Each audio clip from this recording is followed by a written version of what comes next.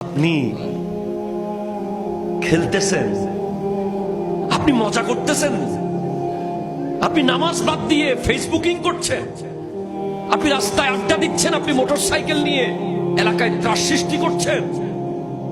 আপনি করছেনটা কি ভাই? হযরতে রবি এক সেকেন্ডের জন্য আল্লাহর ধ্যান থেকে শুনলে উনি সাথে সাথে কবরে ঢুকে যেতেন। ঢুকে গিয়ে কাঁদতে কাঁদতে কাঁদতে কাঁদতে কাঁদতে চোখের পানি শুকিয়ে যেত। আবার কবর থেকে উঠে বলতেন নিজেকে নিজে, রবি এবার শেষবার, পরের বার কবরে ঢুকলে আর উঠতে পারবা না। উনি বলতেন, তো রবিকে জিজ্ঞেস করা হলো আপনি এমন কিভাবে হলেন? বলে আমাকে আগুনের ভাট্টি পরিবর্তন করে দিয়েছে। লোহার ভাট্টি আছে না, কামার কামার কামারের ভাট্টি। বলে কিভাবে?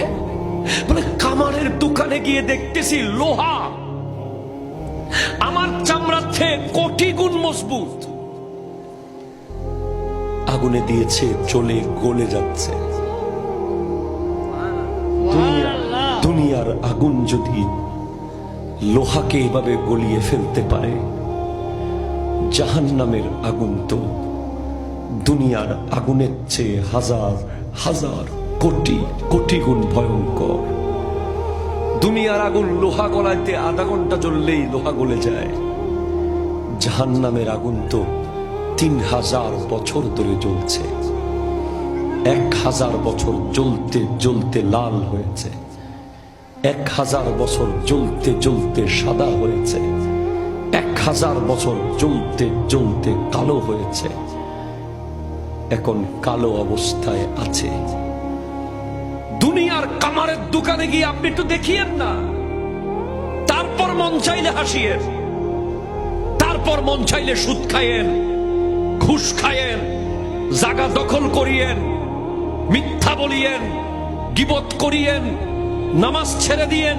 আগে একটু কামারের দোকানে গিয়ে 5 মিনিট দেখবেন, যেই লোহাকে বাড়ি দিয়ে আপনি বাঁকা করতে পারবেন না, টান দিয়ে ছিটতে পারবেন না, 2 ভাগ করে ভাঙতে পারবেন না, অথচ আমাদের হাতে একটু টান দিলে নখ দিয়ে ছিঁড়ে যাবে আমাদের চামড়া। তো ওই লোহা যদি আধা ঘন্টার আগুনে জ্বলে পুড়ে গলে যায়, বিভিন্ন সাইজের হয়ে যায়, ওই জাহান্নামের আগুন সহ্য কিভাবে করব?